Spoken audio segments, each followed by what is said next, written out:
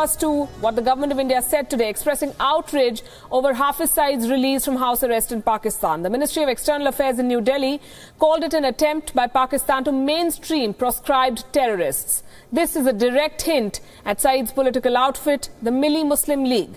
The question is, why does Hafiz Saeed want to take a plunge into politics? WION decodes this in the next report.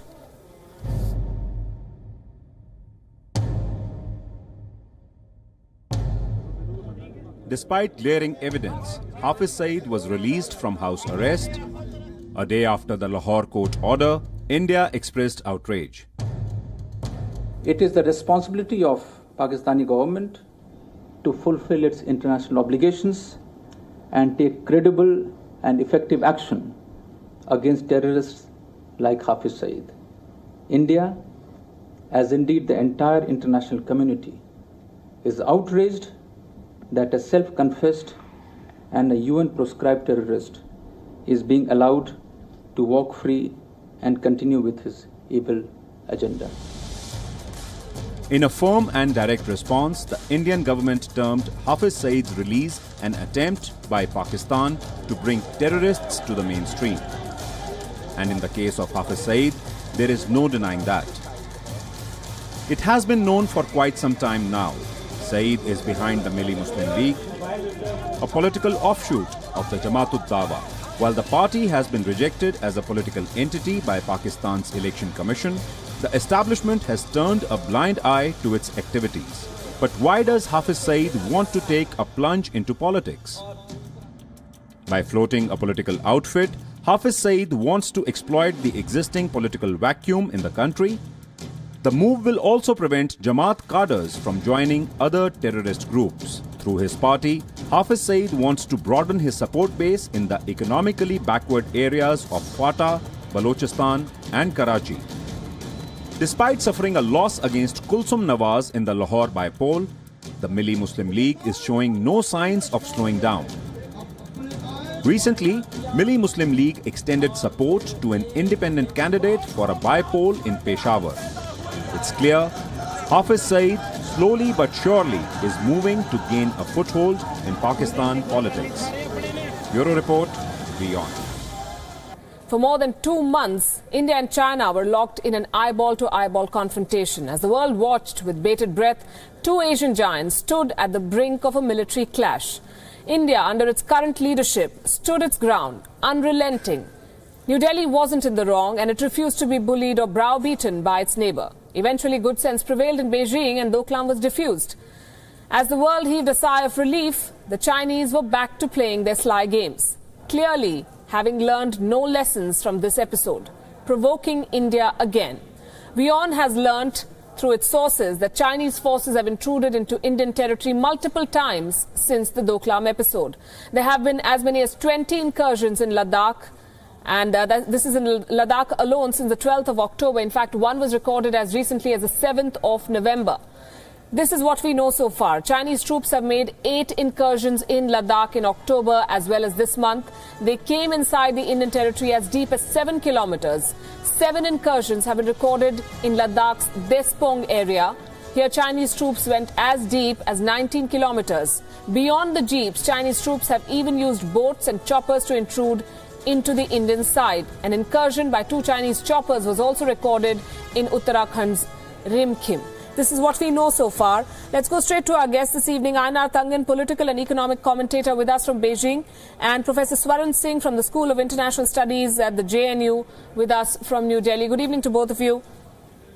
Professor Singh, let me begin with you.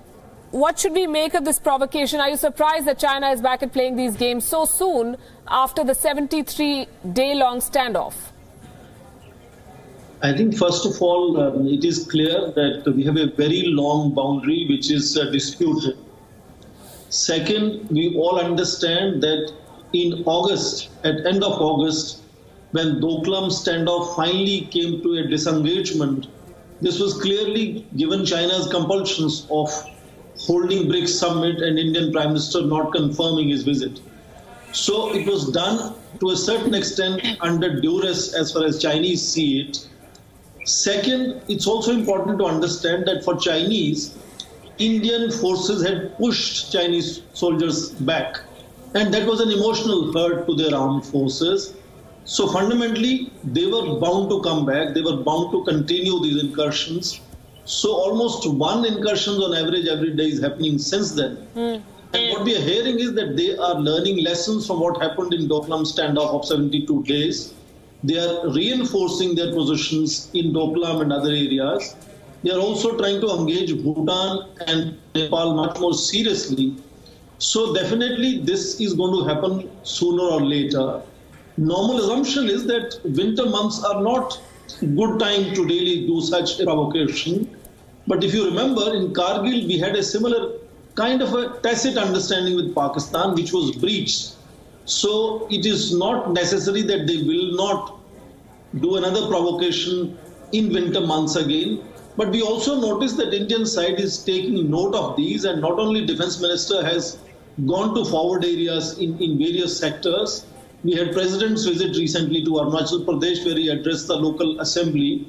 And of course, armed forces are preparing and ordering new equipment. And as much as 50 new posts are being planned on the border. So Indian side, I think, is quite in grip of the situation. They understand what is happening. So it's fundamentally, I think, a very piecemeal escalation, which you already detailed about how boats and helicopters are being used now for these incursions. So it's not just simply the frequency of incursions, but the nature of incursions is changing. And the whole narrative from China, which we noticed from 19th Party Congress, and the way Xi Jinping in his opening speech asserted that Chinese sovereignty will be protected, armed forces will be modernized not only to fight but also win wars. So that kind of language also is giving certain signals to their forces on the ground, which also would accordingly perhaps be far more aggressive in their actual operations on the ground. So this is going to, I think, very gradually escalate and will continue to show certain provocations here and there. Well, protecting Chinese sovereignty is one thing, and breaching someone else's is quite another, and that is the case here. INR 20 incursions, one up to 19 kilometers into Indian territory. What is China trying to do? Well, first off, we have to be careful about what we say are actual facts. We don't know that there have been 20 incursions. You said that you have sources, but we haven't been able to pinpoint those. In terms of talking to the Chinese side, they say they are unaware of any such activity. So once again, we have a difference in perception or facts. You say that it's there, unnamed sources, the Chinese side say it's not. So going beyond that, though, it flies in the face of Chinese continued efforts to engage India and have India be part of the Belt and Road, of trying to create a better Asia. You can concentrate on the activities and the speech that Xi Jinping gave, but I think if you look at it, he talked about peaceful development and the ability to spread what China has achieved throughout the region, not in an aggressive way, but in a way that can benefit all, a win-win situation. All for that, but the actions don't match the words, it seems. Professor Singh, how do you see the government of India responding? I think government of India is trying to play a very balanced game where you have repeatedly, at the political level, Prime Minister is engaging Chinese leaders. He had recent meeting when he visited the East Asian Summit. He met Michael Chiang. And his earlier 3 summits with the President Xi Jinping also gave a signal of kind of maturity of understanding on both sides, and something called Astana Consensus is fundamentally a commitment on both sides that they will not allow differences to become disputes. Then at the level of diplomacy, we are repeatedly saying we are engaging Chinese. We had this working mechanism for consultations and coordination on border affairs meeting on 18th this month. So diplomacy is engaging and armed forces are preparing for eventualities that could happen in future. So I think it's a well-coordinated response that India has. But sometimes it looks like that perhaps diplomacy is far more assertive in denying that there are escalations on the border. I think in that sense, armed forces also need to put their point across to the media saying what is their assessment of the border, so that there is an understanding in common people's mind as to how gradually the escalation is taking place on ground and how then therefore it is justified to really equip armed forces, provide them necessary budgets and other things. Right. And that has to be justified in public in that sense. What we hear much more is diplomatic engagement, which is repeatedly denying any escalation. Einar, was the Doklam resolution only to ensure India's attendance at the BRICS summit, and now that that purpose has been achieved, China goes back to its old ways? What I'm trying to understand is, what's the point of this needling? What is the strategy? Well, you keep saying that China is going back to its old ways. I mean, you know, we could continue arguing about Doklam in terms of who crossed which border and what happened there and who was at fault. And let us say that there was a tremendous sigh of relief from China's side in trying to reconcile this matter. This was not a sense, you didn't see people jumping up and down the streets or declaring victory against China, India. What you saw was a very measured response by China, which is trying to engage India. I don't understand where this idea that somehow it is to the benefit of either China or India to have any kind of clash along its borders. We are not talking about strategically sensitive areas. We are talking about pasture lands. These are places that are largely uninhabited except by goat herders. So the idea that this is somehow a strategic war that's being waged by two sides over something important has absolutely no basis in fact. So when my fellow commentator starts reading in, or you start adding in this idea that there's some nefarious idea on China's side, I ask a simple question. What on earth has China to gain from this? And quite frankly, everything to lose. So once again, China is trying to extend this idea. I think there is some sensitivity on the Indian side because you're building more and more roads, citing this eventuality of. I just hope this will not be a self-fulfilling prophecy. I think we're both asking the same question. I'm asking you the same thing. What does China gain from this? Why this needling? And you're saying it, but we're, of course, coming from different places. But let me ask this to Professor Swaran Singh, and I want you to respond to what Einar said about India's sensitivities and why this may not be the case as we are presenting it. Also, Ladakh is a different ball game. How is India poised on this front vis-a-vis China? I think across the border, India, I'm reminded of recent comment by Dalai Lama saying that Indians are lazy compared to Chinese. So across the border, Chinese have been able to build their infrastructure relatively faster. And Indian, infrastructure building has been relatively slow moving. From 2005 onwards, we are hearing of 73 roads to be built in border, in frontier areas. And possibly 29 are completed so far. We have issues of our federalism where sometimes states move in a different direction than where the union government wants them to go. So those are inherent limitations in terms of infrastructure on the border. And then, of course, also equipment and other issues that armed forces keep raising once in a while. But fundamentally, Einar asked a question, what will China gain by doing such needling? It's important to note that the national narrative of China has changed under President Xi Jinping. It is no longer talk of the century of humiliation. It is talk of China dream. It is talk of rejuvenation of nation, where what China thinks is its sovereign territory, it is trying to unilaterally do muscle flexing to, put its, feet on the ground in those areas. So it's fundamentally saying that what China thinks is their territory will be taken by them by possibly force, if not by negotiations. And that is showing implications for all the neighbors of China in that sense, India included in that.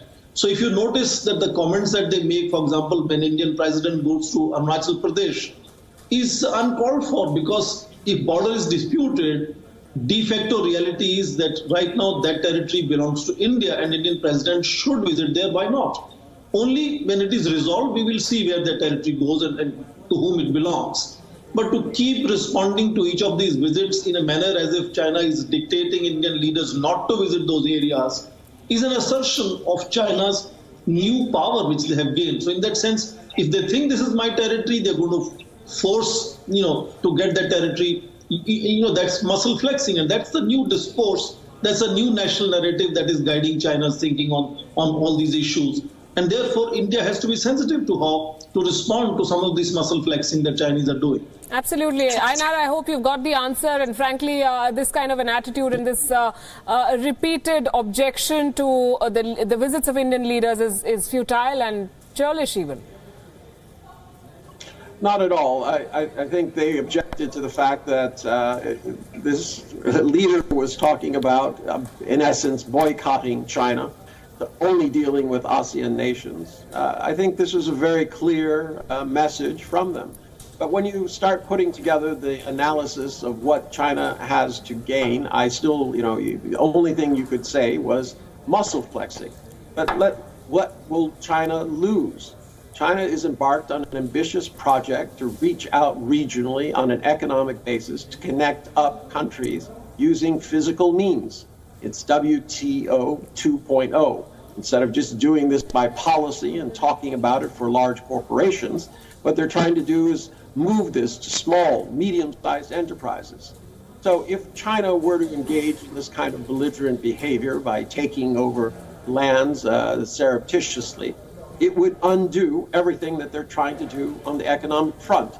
So I still do not understand why you think that China is arbitrarily flexing its muscles against its own economic interests, which, if history serves as any guide, is an indication of that China always pursues its economic interests. Well, we keep coming back to those questions. I think we'll have to settle it another day, but I'll give you the credit where it's due. You do a good job of defending the indefensible. Swaran Singh, I'm out of time, but I'm told you want to make a point very quickly, sir. Very quickly, I think we should be careful of not misquoting. Einar mentioned Indian President's speech, including an expression of boycotting China. There was no such expression used in the speech made to the Legislative Assembly in Arunachal Pradesh. Only emphasis was we should try and expand trade with neighbors, and mention was made of ASEAN. China was not even mentioned. So I think we should avoid such wrong kind of interpretations that he spoke of boycotting China. And that's I think, very important at our level when we discuss these issues.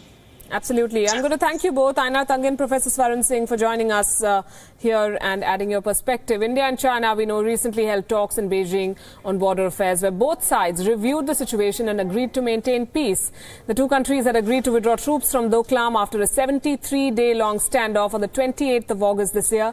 The withdrawal happened just before the BRICS summit in China. The Doklam Plateau is a parcel of land claimed by Bhutan and China. Beijing has been trying to build a road through the disputed territory. China has also been claiming territory in Ladakh. Back in 2013, remember, the Chinese army was intercepted by Indian patrols repeatedly, and this led to a 3-week-long confrontation. Is China preparing ground for another one? We'll have to wait and see. We have the details of the latest report that has come out, with American experts making a strong case for the scrapping of intercontinental ballistic missiles the world over. With me in the studio is a very special guest, Peter Topichkunov, senior researcher and associate at the Carnegie Moscow Center, with us here in the Noida studio, and retired Commodore Uday Bhaskar, director at the Society for Policy Studies, also a defense expert, with us from New Delhi.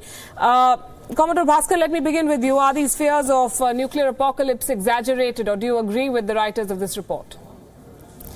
I agree with the writers of this report to the extent that the United States and Russia need to carry out a very, very rigorous review about their existing stockpile of nuclear weapons and the kind of triad that the United States in particular is maintaining, which is land, sea and air, and whether or not nuclear sufficiency could be arrived at. Now, this is not a new debate within the United States. You may remember that a few years ago, we had what was euphemistically called the Gang of Four, which also had the support of people like Henry Kissinger, that the United States needs to fundamentally review its entire nuclear posture and the inventory. In this specific report, I think there's a very, very significant observation that can the US acquire sufficiency in deterrence through a dyad, which is that you completely scrap, which is the word used in the report, the ICBMs. Now, a number of specialist panels and task forces have reviewed the existing ICBM inventory of the United States. Some of them are 30 to 40 years old. and they are existing in sites where maintenance and the kind of regular checks that need to be ensured have not been done, and internal reports have drawn attention to this inadequacy. So as a result, much of the command and control and the credibility of the missile has raised certain internal questions, and therefore the US talks about modernizing its ICBMs. The bill is about $1.5 trillion. They don't have the money just now. So these are all issues wherein I think a very radical kind of review is required. And my own sort of central theme is that major nuclear powers need to define what constitutes sufficiency. And I think this is something that the specialists need to address. Indeed. Let me look at what this report says, Peter, and it says a snap decision is necessary because US missile silos have well-known and fixed locations. I'm quoting from the report. American strategists assuming that Russia would try to knock the missiles out in a first strike before they could be used for retaliation. It paints a very doomsday sort of a scenario. It seems to me that it's a normal scenario of nuclear deterrence between two nations. Because the nuclear deterrence means that two sides are ready to target each other's nuclear arsenals. But in the same way, and this is the reason to believe in sufficiency of existing system, that in both nations there are second strike capabilities, such as nuclear submarines in ocean, that can give a second strike against adversary. So in this way, I wouldn't be so worried about the fact that Russian forces know where these silos are placed in the territory of the United States. In the same way, I wouldn't be so concerned about the same fact about the United States, knowing quite good about the existence and places where our nuclear arsenal is deployed on the territory of the Russian Federation. So it's not a catastrophe. It's just a normal fact of the strategic relation between two nations. Commodore Bhaskar, what is it that makes ICBM the deadliest and most prone to leading to an accidental nuclear war? Well, I think when the specialists had reviewed all three legs of the triad, there are three kind of major observations. One, the way in which the American ICBMs are wired.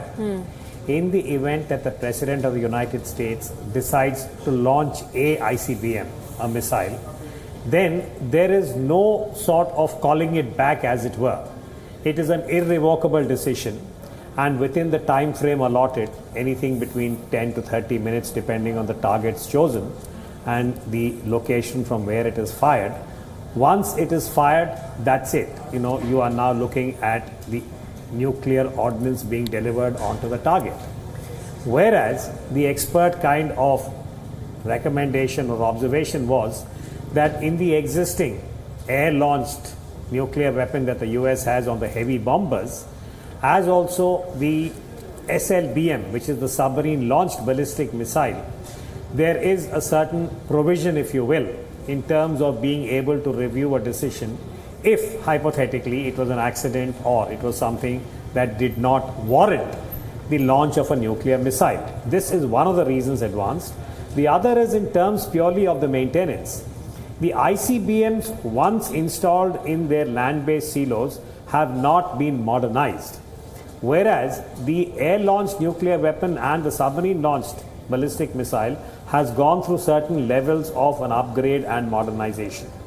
And the experience of the former Soviet Union and the United States in terms of near nuclear misses, we talk about incidents that took place in the mid-80s, were all related to the ICBMs.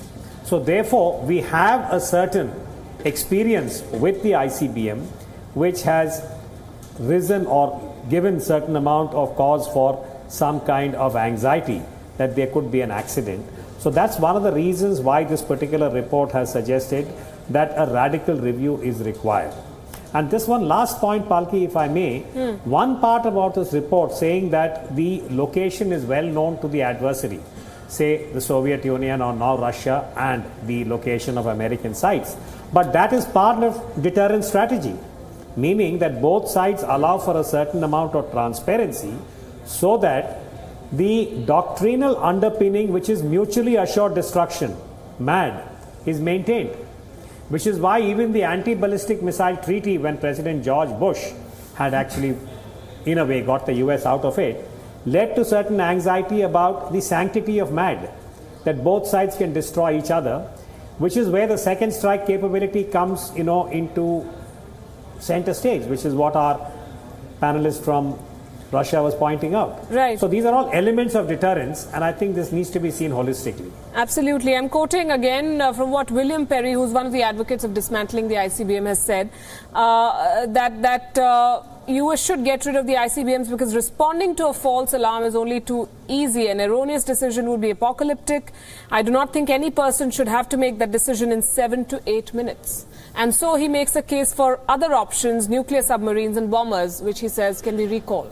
That is why, because the period of time is so short, maybe the more realistic option would be not just dismantling ICBMs and other missiles, but de-alerting them to make this time bigger, to give strategists in both the United States and Russia to have a time to sit and to think, what is this alarm meant? Could it be real or could it be false? And what we should do with this alarm from the early warning system, and should we react with our response to this alarm?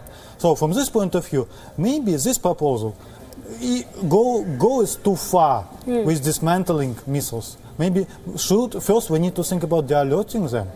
Absolutely. Commodore Bhaskar, before I let you go, one final question. While this report makes a very strong case, do you see the players involved acting on it, given the kind of money all these countries have spent, not just the US and Russia, but others as well, including India, on the ICBM?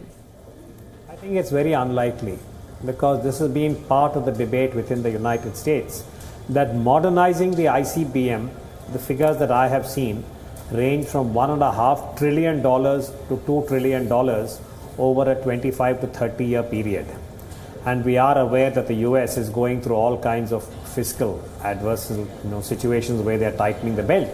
So to that extent, I think it's unlikely, and the status quo is going to prevail, and they'll kick this can down the road, which is very unfortunate, because I think for the world, in a global sense, the existence of these nuclear weapons in the manner that they are now being held from the most powerful countries, the US and Russia, in terms of nuclear capability, to those who are aspiring, I think it is a case of mounting anxiety.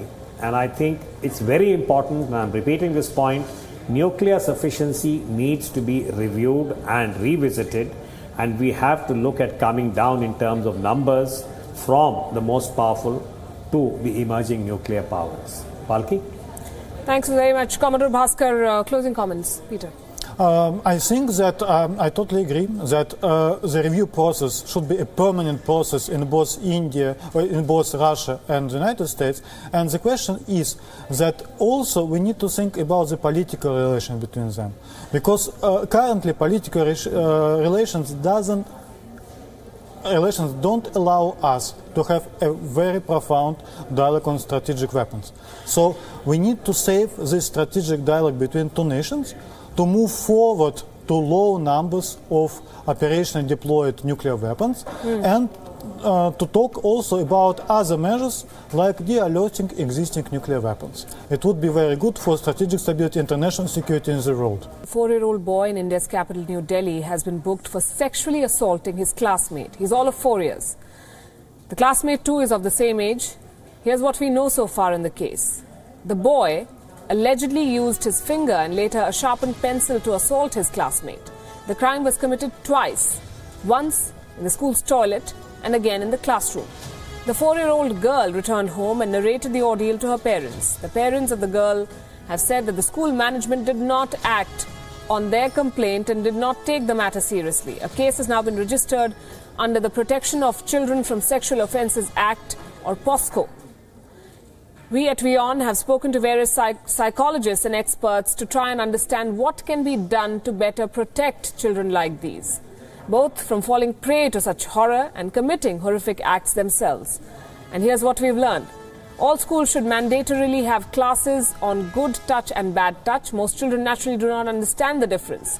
Further, children should always be accompanied by a senior or a teacher when going to the washroom. CCTV cameras should be operational outside washrooms, and teachers should not leave children unsupervised at any point. Very basic things which clearly cause the worst of lapses. Teacher communication on a regular basis. Unfortunately, most schools do not meet these requirements, hence making children vulnerable. A big showdown is brewing between the Trump administration and internet users in the United States. A plan has been hatched to deregulate internet service providers in that country, essentially nixing the net neutrality requirement these companies must fulfill. But netizens are planning protests across the country to mount pressure on the regulator.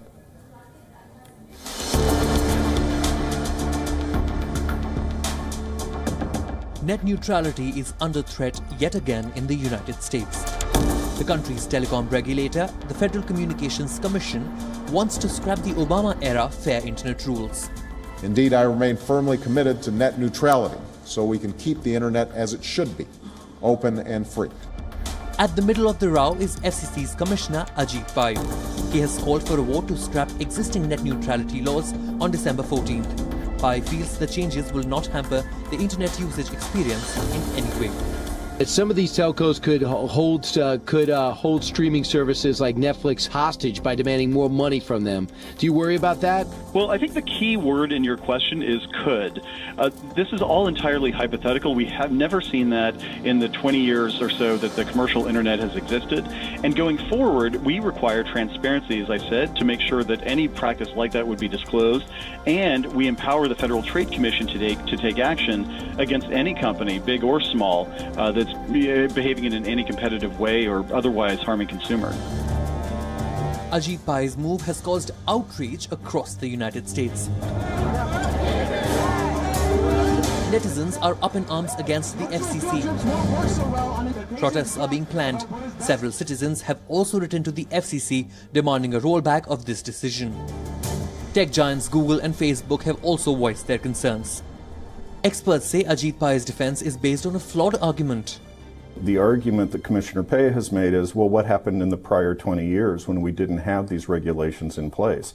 And I think that the answer to that question is, well, in the prior 20 years, we didn't have nearly as much commerce. We didn't have the video streaming that we do today. And that because of that, we really don't have the history that he's pointing to support the idea that deregulation is a good thing. Activists say they are ready to mount a legal challenge if the FCC votes to scrap net neutrality. But the body's chief does not seem concerned by the protests for now. Bureau Report, WION.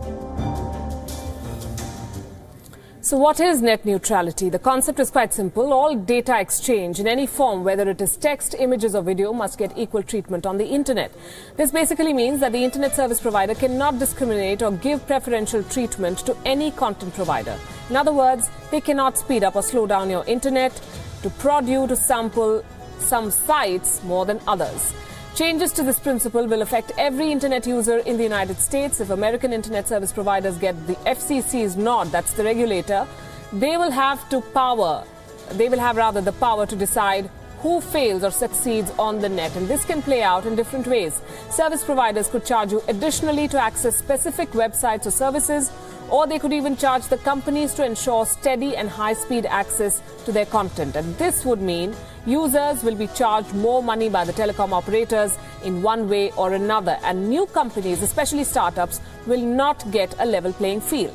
So why is the US pushing for a change to net neutrality rules? The current Trump administration is seen as pro-deregularization, especially Ajit Pai, who is the current chief of the FCC. Now, Pai had voted against the 2015 Open Internet Order. Before initiating the process to scrap net neutrality in the US, he closed an investigation into zero rating practices against 3 service providers. Zero rating is a practice by internet service providers which allows users to access certain apps without spending their monthly data limit. So what about net neutrality in India?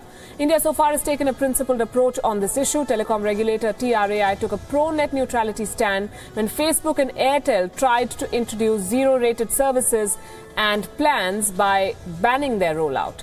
Telecom regulators and operators now, during many consultations, have often pitched for anti-net neutrality practices, seeking a more liberal approach. Now, the ground is being cleared for peace in Syria, and it appears that Vladimir Putin holds the cards. Among a clutch of regional players with often competing interests, Putin has presented himself as a credible mediator and in the process consolidated Russia's emergence in West Asia. Victory is sweet, and this bear hug tells it all.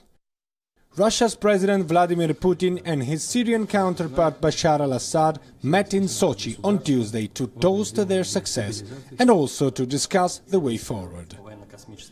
Самый главный вопрос, конечно, это вопрос последующего, после разгрома террористов, мирного политического урегулирования, долгосрочного урегулирования ситуации в Сирии. Я очень хотел бы обсудить с вами основные принципы организации политического процесса. تنجح روسيا في تثبيت ما تقوله دائما منذ بداية الأزمة هو عدم التدخل الخارجي في أي عمل سياسي في سوريا وإنما فقط دعمه من الخارج. Hours later, Vladimir Putin had a word with US President Donald Trump. We had a great call with President Putin. We're talking about peace in Syria, very important. We're talking about North Korea. We had a call that lasted almost an hour and a half. We just put out a release on the call, but we're talking very strongly about bringing peace to Syria. Those two exchanges may have laid some of the ground for Wednesday's talks in Sochi between Putin, the Turkish President Recep Tayyip Erdogan, and the Iranian President Rouhani. So what are the stakes for each of them? Turkey sees the US-backed Arab Kurdish Syrian Democratic Forces, the SDF, as a terrorist organization. Turkey will not tolerate an autonomous Kurdish-controlled enclave in northern Syria. And Turkey continues to back rebels fighting President Bashar al-Assad. Iran wants military bases in Syria. Iran will want to retain its troop presence on the Israeli border. And the other regional player here is Israel, which is concerned over what it sees as Iran's undue influence over West Asia and over Bashar al-Assad. Israel is opposed to any Iranian military presence on its border with Syria and is determined it will attack Iranian and Hezbollah bases and convoys in Syria. And while the Islamic State is down and out, let's not forget the anti-Assad rebel groups that are meeting separately in Riyadh with their Saudi sponsors. They are divided between Islamists, leftists and moderates. All of them want Bashar al-Assad to quit. One of them, Tahrir al-Sham, is directly linked to Al-Qaeda and refuses to negotiate with Assad. Given all these divergent interests and all these players, it would seem that the Russian President Vladimir Putin has considerable leverage. Only he has the credibility to mediate between Iran and Israel, between Turkey and the SDF, and of course between Turkey and President Bashar al-Assad. It is clear he has little interest in the United Nations-backed peace process and will seek to broker a deal that will preserve and take forward Russia's strategic stakes in the region. Bashar al-Assad will be left to deal with any recalcitrant elements still holding out and fighting on his soil. Daniele Pagani for WION. Now the story about an industrial area in the British Overseas Territory of St. Helena, where 9 years ago the skeletons of over 300 slaves were discovered during the construction of the island's first airport. Authorities have now appointed a group of experts to look into reburying these remains, with many hoping the former slaves will finally be laid to rest with dignity. Take a look. Today it's an industrial area, but this valley in St. Helena is where the remote island's painful history has been brought back into the present. It was here in 2008 that the remains of hundreds of former slaves were unearthed during work to build a road for the island's new airport. Still can see some of the small excavating works here where some of the graves used to be. In the 19th century, the Royal Navy brought thousands of freed slaves here after the trade had been abolished in the British Empire but continued elsewhere. Rescued from the ships of traffickers, they had been kept in appalling conditions, and many died on arrival in St. Helena. For almost 10 years since their rediscovery, the remains have been kept in this storeroom next to Jamestown Prison. A small note on the door is the only thing that gives a clue as to what's inside. Each week, local resident Helena comes to pray in front of the locked door. She's fighting to make sure the freed slaves get a proper burial. In light of the airport development, we found these remains and we uncovered a part of history that we thought we could forget about, and we have forced people to remember it. But this uncovering and 10 years of storage is because it's never been a priority. The airport has been the priority for a very long time. The remains are the responsibility of the airport management. They insist they're doing everything possible to preserve them properly. It's an old stone building. It's got very thick stone walls, which again help with the climate control naturally, rather than having to put in expensive air conditioning units. After nearly a decade, the island authorities have appointed a small group of experts to look into reburying the remains, with many hoping the former slaves will finally be laid to rest with dignity. With that, it's a wrap on the show. We're leaving you with Gravitas images. Thanks very much for watching.